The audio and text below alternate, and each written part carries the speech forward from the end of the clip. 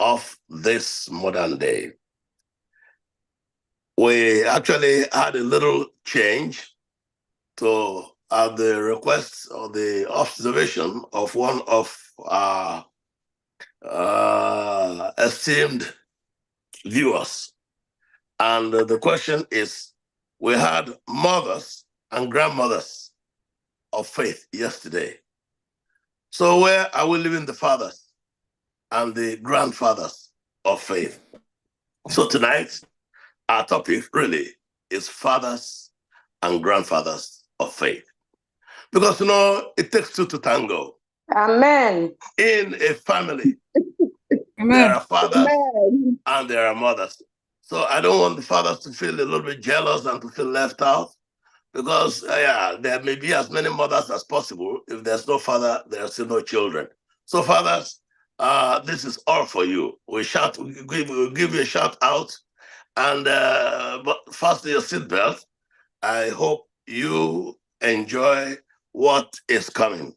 So this evening, the Bible reading was amended a little bit, but still about the same thing. 1 Samuel chapter 17, from verse 12. It says, now David, 1 Samuel 17 from verse 12. Now David was the son of a man named Jesse, an Ephrathite from Bethlehem in the land of Judah. Jesse was an old man at that time, and he had 8 sons. Jesse's 3 older sons, Eliab, Abinadab, and Shimei, had already joined Saul's army to fight the Philistines. David was the youngest of them all, was the youngest son. David's 3 older brothers stayed with Saul's army, but David went back and forth. I want you to note that. David went back and forth so he could help his father with the sheep in Bethlehem. He went back and forth. So the time he went when he went and met Goliath was not the first time he went to the battle. His father sent the 3 older ones to the battle, but David was actually the ones maintaining the lifeline. He was the one taking the food to them, taking supplies to them. Because remember, they had been there face to face with Goliath on that mountain for 40 days. For 40 days. And we seldom hear this when preachers come about David and Goliath. On the 40th day, David was there. No, that was not the first time. David had been going back and forth carrying supplies because they had to eat every day. They needed supplies. They needed all kinds of things. They could not, you're going to fight a war. You cannot be carrying baskets of bread, baskets of meat, baskets of cheese, of this. David was one that was going to supply their needs. The Bible says he went back and forth so he could help his father with the sheep. He was maintaining the sheep in the field and sustaining his brothers at the battlefront. Verse 16, for 40 days, every morning and evening, the Philistine champions strutted in front of the Israelite army. One day, this is a crucial day now, verse 17. One day, Jesse said to David, take this basket of roasted grain and these 10 loaves of bread, carry them quickly to your brothers, and give these 10 cups of cheese to their captain. Jesse not only provided for his 3 sons at the battlefront, he even had something for their captain. That is the kind of considerate man, very kind man that this man, Jesse, was. And we're going to see where that becomes very important in a short while. Carry them quickly to your brothers. Give these 10 cups of cheese to their captain and see how your brothers are getting along. Bring back a report on how they are doing. His job description was very, very straightforward, very clear. Take the basket of roasted grain, Take the 10 loaves of bread, carry them quickly to your brothers. Give the 10 cups of cheese to the captain. See how your brothers are getting along. Bring back a report to me on how they are doing. Verse 20 says, so David left the sheep with another shepherd. That's one thing also that you need to notice. David did not just say, well, my father sent me on an errand and abandon the sheep. He had an abiding, a sense of responsibility that he looked for another shepherd nearby, gave the care of the sheep to another shepherd, and then he set out early the next morning with the gifts, as Jesse had directed him. David exhibited an uncanny and unusual sense of responsibility. He arrived at the camp just as the Israelite army was leaving for the battlefield with shouts and battle cries. Someone would imagine that maybe they are really going to fight. Shouts and battle cries is all they have done for 40 days. Everyone, hey, we're going to fight today. We're going to fight. We're going to fight. We're going to fight. And in the evening, what will happen? Agaracha will go back to his camp and lie very, very peacefully, knowing that nothing happened. And this had happened for 40 days. They will mobilize in the morning, go make all the noise. The battle is not to the swift, neither is the war to the front, to the strong. It's not about noise making. We have a lot of noise making in the world today, in the world of work, in families, in communities. There's war everywhere. That means there's a lot of noise, and yet nothing is really happening. David got there as they were mobilizing on the 40th morning for war. Maybe the other days he had gone later, but on this particular day, the Bible says he left very early in the morning. So he got there as they were just mobilizing for war. He arrived at the camp. Soon, verse 21, the Israelites and the Philistines stood facing each other, army against army. Number 22, another sense of responsibility. Verse 22, David left his things, the things that he brought for his brothers and the captain, with the keeper of supplies. That's the army quartermaster, the quarter guard. With the keeper of supplies. And then he hurried out to the ranks to greet his brothers. David could not wait for them to go out to the war and then to come back before he would deliver his message, because he had another job waiting for him. He had the sheep, he had the goats waiting for him, that he had to go back. This was not his main job. He just came to deliver an errand. So he had to rush out to the battle line and to greet his brothers. That is exactly what the Bible says. But as he was talking with his brothers, listen to this. He was talking with his brothers. Goliath, the Philistine champion from Gath, came out from the Philistine ranks. And that's where everything went bad. Eliab, Shammah, and Abinadab, the three of them, were talking to him. Oh, Daddy said I should give you this. Daddy said I actually have it with the quartermaster. Something for your captain. Something. He was giving them a report, but unfortunately, not for David. Unfortunately not for him, but unfortunately for Goliath, that was the time he came out from the Philistine ranks. And he began to say all the rubbish that he had been saying he said it for 39 days, he got away with it. This was the 40th day. I'm waiting for our day 40 on these 40 days of walk through the desert with Jesus, because some Goliaths are going to fall on that day. Amen. I said some Goliaths are going to fall on that day. Amen. He Amen. may have been saying all he wants to do. He may have been making all kinds of noise, and maybe we have been shouting and making all kinds of noise. But day 40 is a dangerous day for Goliath. Every Goliath in your life, I better be careful, or with the 40 they should not come out. Amen. The Amen. 40 is dangerous. Amen. Satan came out against Jesus on day 40 when he completed the 40 days of fasting and prayer, and Satan had to run. Satan had to run on day 40. Goliath came out on day 40 of that battle against the Israelites, and Goliath had to fall. Amen. We are ramping up. We are ramping up gradually. We are pressing on the upward way. Isn't that what our song says? New heights we are gaining every day. Still praying as we onward bound. Lord, plant our feet where? On higher ground. Lord, lift me up. Amen. Lord, lift me up.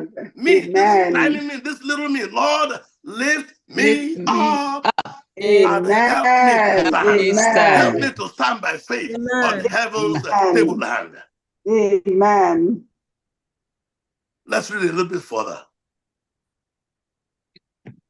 Then David heard him. He heard him shouting his usual tongue against the Israelite army.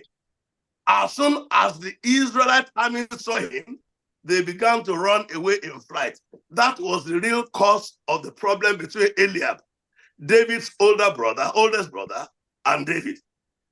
Eliab was talking to David. Oh, that is how you drink. Oh, that's very good of you. Everything, I hope that is well. And everything was going on until Goliath came out. When Goliath came out, Eliab, Abinadab, Ashama, the three big boys, tall, they ran. The problem was that David did not run. This tiny little thing. What do my people call that one, you know? Right. When you see the vehicle owner, the young, or the vehicle owner is running. The driver, pick race. You want a moto, you stay. What do you want to do? What do you want to say? David, everybody has picked race, everybody's running. David stayed. Who is that? What's that guy saying? Who is that? He looked, and then his brother, the big brother, Eliab, came, dragged him by the nose, knocked him on the head, dragged him and said, "You stupid boy, what are you waiting for?" You see, a lot of times, we adults, forgive me, fathers and grandfathers, you said we should talk about us. So let's talk about us now. Some of the things that we are punishing and correcting the little children on is just actually a reflection of our own fears. It's a reflection of our own weaknesses. It's a reflection. Sometimes when I look at my own weaknesses, when I see those things being reflected in my children, I don't want them to carry the same weakness. I don't want them to carry the same weakness because I can recognize it in myself. And so when you see women who will beat their girls, beat this, it's because of problems or whatever they have suffered in youth. And they see their own children do, and they want to take it out as if those children are just, no. Let's begin, let's learn. Let's learn. Beating and hitting and whatever is not the solution. We need to sit down. Even God, Isaiah 1:18, God, our maker, he said, hey, come, my people. Let's reason together. Come, let us reason together. Amen. Why won't we take these young people, sit them down and reason with them, and make them see? But because we are so frightened by our own past, by the areas in which we have failed in the past, we don't even have the patience. We just want to drag them along and we expect them to comply. I'm your father. Let me born you. So what? So what? Preach on. So what? Being a father is a sacred trust and responsibility. Being a grandfather in this family of God You are just a caretaker. You did not make that child. That child was given to you and trusted in your care and hand that you may nurture them and culture them for Jesus. Let's start reducing ourselves to our real stature of caretaker, not as overlords, not as dictators, not as terrorists, domestic terrorists. No. If your child cannot approach you to ask you to talk to you as a friend, you have failed. If your child cannot share their secret fears with you to the point where they go into depression and they're thinking of suicide, you need to think twice about your own role. Mercy. This is the word of the Lord. This is not from me. Since we said, let's talk about the fathers. Oh, okay, good. All well and good. Fathers, here we are. Jesse talked to his children. He had an understanding with them. And he was able to send them, each one. But when David had the Philistine talking rubbish against the name of God, if the Philistine had been talking against Jesse, maybe David would not have gotten annoyed. If he had been talking against his elder brothers, maybe David may have just thought, well, I mean, after they can defend themselves. If he had even been talking against King Saul, the king of Israel, I'm not sure what David could have done. But here, Goliath opened his garbage of a mouth and began to defy the army of the living God. That was the last day of his life. And I tell you tonight, every Goliath that raises up their tongue against your God, what God is doing in your life will fall without no remedy. Amen. Amen. Amen. Day 10 of our 2020 edition of the 40 Days of Prayer at First Igbo Church, Mount Vernon. This is where we are. You are here, I'm here, and we praise the Lord that God has brought us this far. It is not just another week of prayer, not another 40 days. No, this is a momentous one in which is a make or break. We are going to make it, and the enemy is going to be broken by it. In the name of Jesus. Amen. Amen. Jesse is on record as having 9 children, 7 boys and 2 girls. When it says 8 sons in a place, sometimes I don't know how to account them, but when somebody in Yoruba land, for instance, when somebody has twins and they call them Iya Ibeji, that's the name. What is that? That's the mother. Nejima. Okay. But even when one of those twins is no more, do they stop calling them Iya Ibeji? No, they continue No. They continue. Yes. That is a traditional society. It becomes a name. Jesse is on record as having 9 children because the names of all the 9 are recorded in 1 Chronicles chapter 2, verses 11 to 16. Eliab, that's the first. And then you have all the others, Abinadab, Shammah, and the rest of them.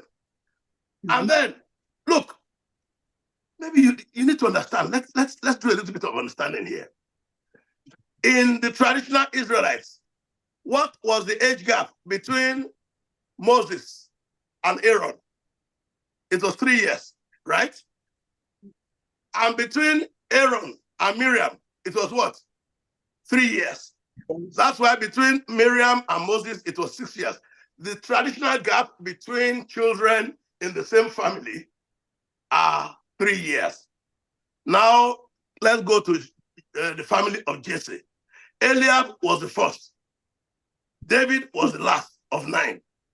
So 3 times, how many children now? 3 times 8. That's 24. 24. It means between Eliab, before he gets to David, most likely, there may be up to 24, 25 years. So you can see that Eliab was even old enough to be David's father. That was why he was very angry that David was staying behind. It was like his own son. He was already married. He has no children. They have 2 girls, Zeruiah and Abigail. Zeruiah had 3 sons, Joab, Abishai, and Asahel. Those were the 3 generals of David. They were of David's age. That is one of their girls, the first girl, whose name was Zeruiah. Her children were of David's age. They were the ones that were his generals when they went out to battle. So David was by far the last. So when Eliab was angry with him, Eliab was saying, you see, look here. You are nothing as old as my firstborn. I'm running and you are still staying. Are you mad? But Eliab was really angry, more because what he was running away from, this little rat was staying behind to confront. And that's what happens to us sometimes as elders in the church. Some of the things that the young people are bringing in, some of the innovations that they are bringing in, that they are trying, we stand against it. We don't understand it. I remember the first time we were going to do Zoom worship and everything. Some elders in the church were almost saying it is of the devil. Is it not what we're using right now? And it's the same thing. David looked at all the armor that Saul was giving to him. He tried to move and he said, "Sir, your Royal Majesty, I cannot go in this. I can't even move. There's no way I'm going to get to the battlefront with this." And Your Majesty, by the way, if this armor is the one that will win the battle, what are they doing here? Why did you not put them on and go to the battlefront? And if the magic is in the armor, he said, "I put it on, your generals are here. You know, Abner is here. All of them are here. But the armor is lying down. You are sitting down. Everybody's waiting. Now you want to put all this armor." David was willing to think outside of the box, because that thinking outside of the box was the Holy Spirit at work. David was willing to fight outside of the box because they were giving him sword and shield and everything. At the end of the way, he put down the armor, he put down the sword of Saul. He put down everything of Saul. And David was coming on an errand. He was coming on an errand with all the load that his father gave him.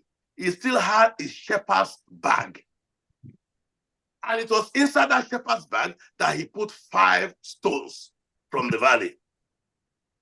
My dear young people, sons and daughters of First Igbo SDA Church, and wherever you are under the sound of my voice tonight, don't ever, listen to me, don't ever exchange your armor for that of the king.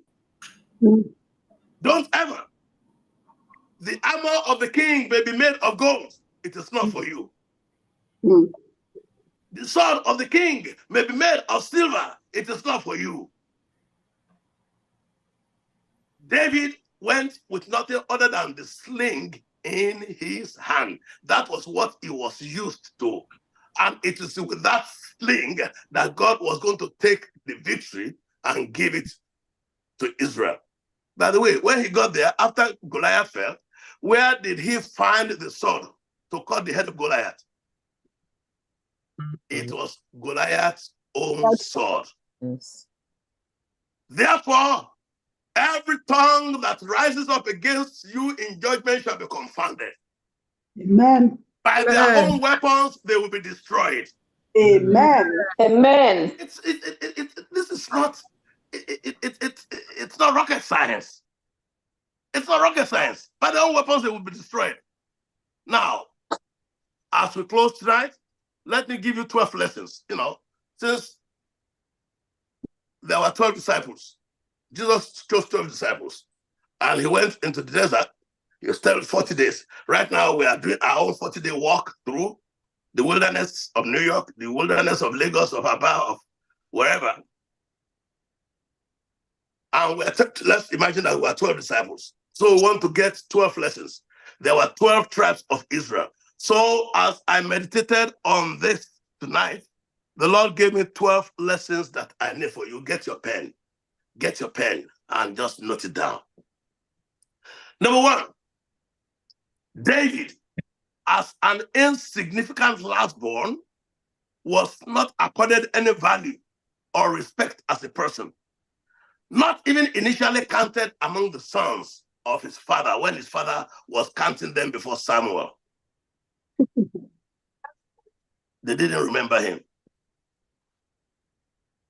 True, young people, the world might not remember you when everything is going well, during the good days. But trust me, they will never forget you during the bad days, because when they need you, they will come for you. And there is an abundance of bad days ahead during these end times, which means the world will always need good people, people with ideas, people with inspiration, people who with courage, who can stand up for the right, though the heavens fall. So David was able to stand and be counted. Number one, that's that. You are the last born. You are insignificant. You are whatever it is, don't worry. Lesson number two. David responded instantly to his father's urgent summons, directly from the field. When he heard that his father was calling him, he ran. He did not have the time to take a shower. He did not have the time to change his clothes. He left the sheep with another shepherd. He ran all the way back, exhausted, dirty, sweated, and confused. I want you to know something. Nobody sent him out to go and clean up before he will come to the place of sacrifice. He ran in like that, exhausted.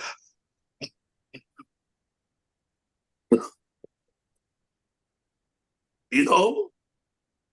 And it was like that that Samuel took him and anointed him with his sweat, with his exhaustion, with his dirty attire, shepherd's clothes. He was not, they did not put him in fancy clothes or something like that. Don't wait to come to Jesus until you are clean. Don't wait until you are clean. Come to Jesus as you are. Jesus is sending for you today.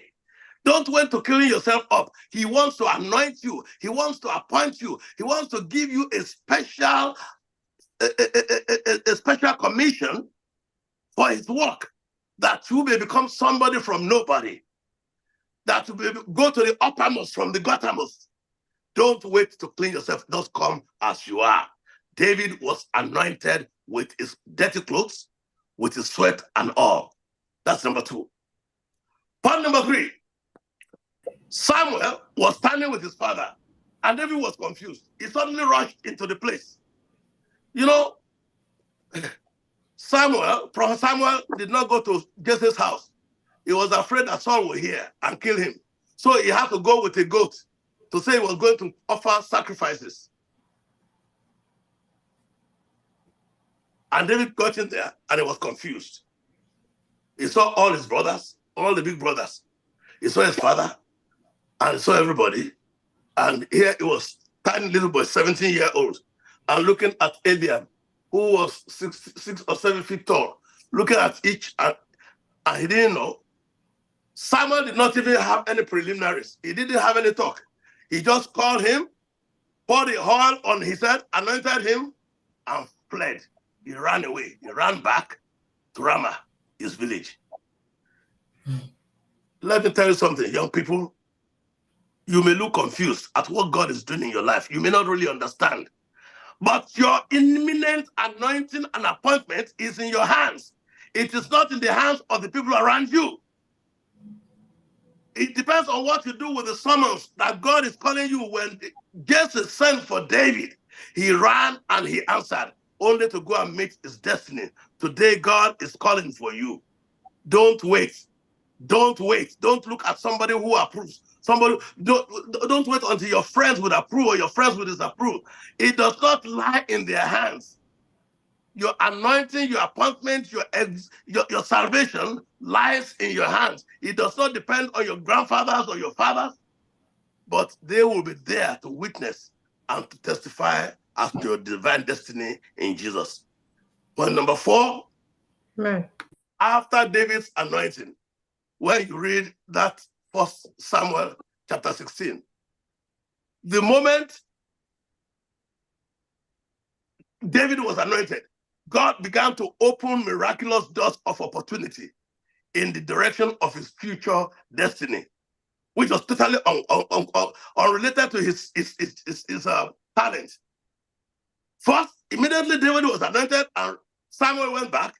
Almost the following day or the following week, the evil spirit was troubling Saul, and somebody said, we need a musician, somebody who can play the harp. And somebody, another person said, yeah. I was passing by and I saw one of the sons of Jesse, and it was a very skillful harp player. In fact, he's a brave warrior. The way he deals with all the bears when they come to attack the sheep, he's a man of war. They are describing a 17-year-old boy. And by the time they finish polishing his profile, Saul says, please go and bring that young man in. David got a job for which he was not applying, when he did not even know that a vacancy existed. Young man, young woman, hear the word of the Lord. Today, tonight, a destiny helper is mentioning your name where you are not. Amen. A destiny helper is already shining your profile where they are mentioning there's a need. You don't know the vacancy exists. You don't know that there's a problem anywhere, but somebody is already mentioning your name to fulfill. You may be 17 years old, I don't care. But somebody is giving a profile that is irresistible to the king. And that profile will fit you in the name of Jesus. Number 5. Amen. David was always careful with things entrusted into his hands. You can see that he left the flock for another shepherd. He left the food with the caretaker when he got to the battlefield. David was not careless. Everything that was given, he handled it with care. Young people, never excuse your failures and mistakes. If you made a mistake, you need to admit them, even when they are very unpleasant, because it will help you next time to be more careful. David was extremely careful with all the responsibilities that was given. Lesson number 6. Eliab talked down David, completely misjudging his motives and mission. But it did not stop David from achieving his purpose in life. Even King Saul underrated David and dismissed his capacity to fight Goliath.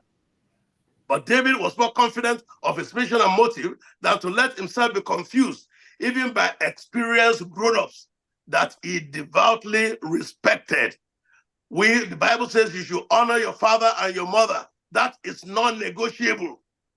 But your father and your mother are not God. What it means is that you respect them, you give them that honor, but when God is leading you, you let God lead you, and you'll be respectful, and you share with them what God is showing you. Let nobody despise your youth, but be an example for all believers, including daddy and mommy. Point number 7. While the Israelites army, including the king and the commander-in-chief, while they hunkered down and trembled, seeing Goliath as a foe that was too big to hit, David looked through the eye of faith and saw a target that was too big to miss. The other one, because of their experience, they knew what Goliath had done in times past, how he had killed so many people. Here it comes. This foe here was an adversary too big to confront. David did not know Goliath. He had never seen him before. He only saw a target that was too big to miss. And he knew that even with his sling from a distance, he got Goliath before Goliath could even know what was coming to him. Therefore, tonight, young people, align yourself with Paul's declaration in Philippians 4:13. I can do all things through Christ who strengthens me. That for me is my own motto. There's nothing I don't believe in impossibilities. When God says go, that's all I need. Even let all the committees and everybody else say no. It's not possible. If God says go, God will demonstrate to all the committees and all those others why he said to me to go. I can do all things through Christ that strengthens me. I think they were either number 8 or number 9. Prophet Samuel was God's own prophet. He was the man of God. But we must not forget, Samuel was still a human being, first and foremost. First, it was because his sons did not behave themselves well that the Israelites rejected priesthood and demanded for a king. Secondly, it was because of his fear that he went to Bethlehem and was going to sacrifice instead of going to Jesse's house to go and do what God said he would do. Samuel was a human being. Let's not romanticize whatever is not. Our pastor, I am a pastor, I am not perfect. I am not perfect. I repeat, I am not perfect, and I'm only going by the grace of God. I am a father, I am a grandfather, I have never been perfect. Stop judging your parents, your fathers, and your grandfathers, and those who are before you. Stop judging them on standards that you yourself you will hate to be judged by when you become old. Remember, that bus that goes from Lagos to Onitsha to Aba to where? It says what? The young shall grow. What they left out is old. The young shall grow old. Okay. There was a time when I was a young man. You don't believe it? That's true. Yes. I was also a young man, making all the young guy in the world. Yeah, And by the time, when I was a young man, I thought my father was foolish. I thought I was wiser. And then I got older, and I thought I didn't even have a fraction of what my father had as wisdom. Don't judge your parents too harshly, because you will get to their bus stop very soon. Number 10, Jesse, as an Israelite father, he was totally ignorant of the stakes that was coming ahead of him. When Samuel called him, he lined up his children by age and by height, not by ability and capacity. But all through, when they would refer to David, how are they referring to David? Son of Jesse. When they were referring to him in Saul's palace for the job of the musician, they said, oh, I saw a son of Jesse in Bethlehem playing. When they were referring to him at the Goliath something, a son of Jesse. Whose son are you? Son of Jesse. Imperfect as your father, your grandfather, your parents may be, they are young people. Trust me when I tell you, I'm with you. I am for you. I have spent all my life mentoring and tutoring young people and making sure that they are able to cross, to navigate that bridge, so that the mistakes that we made as elders, they don't have to make. If you want to make mistakes, at least be original. Make your own mistakes.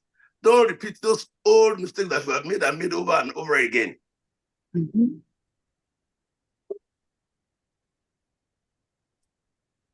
Jesse was all the same, it was on the platform of the reputation and the legacy that Jesse built that David was able to stand. Fathers, grandfathers, what this means, make sure you leave a reputable character and reputation for those who are coming behind you. Not the one that people will hear their name and they want to stone them because you have been wicked, because you have been terrible, because you have been somebody that never wanted any other person's child to grow in the community. So it's a two-way sword. Let's go to the next one. David declared that his armor was the name of the living God. I think we already talked about that. So young people, take off all your borrowed stuff, all your borrowed mannerisms, your borrowed attitudes.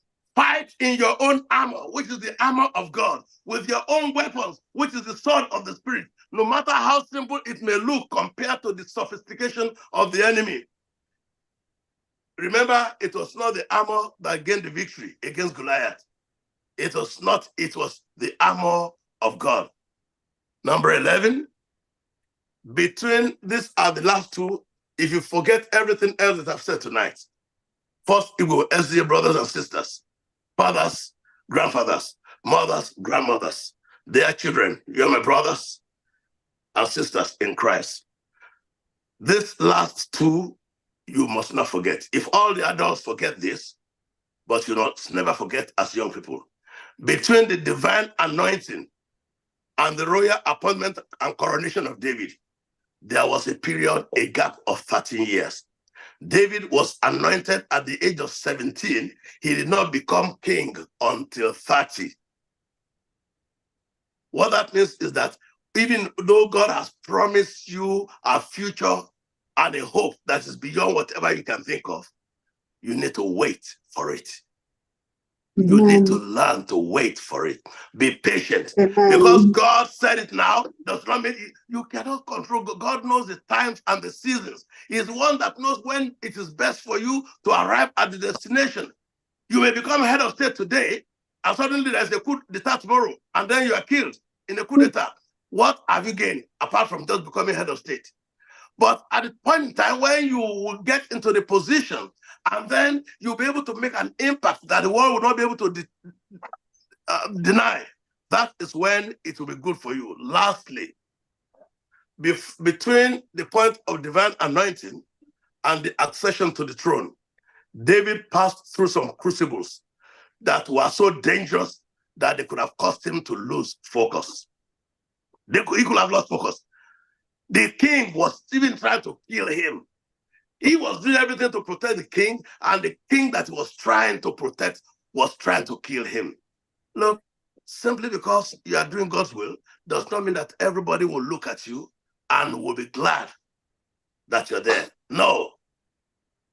There will be people who were previously anointed by God, because Saul was anointed, but who have lost their anointing, they have lost the focus, and they will try to kill you. That does not detract, that does not diminish the impact and the quality, the sanctity of God's calling in your life.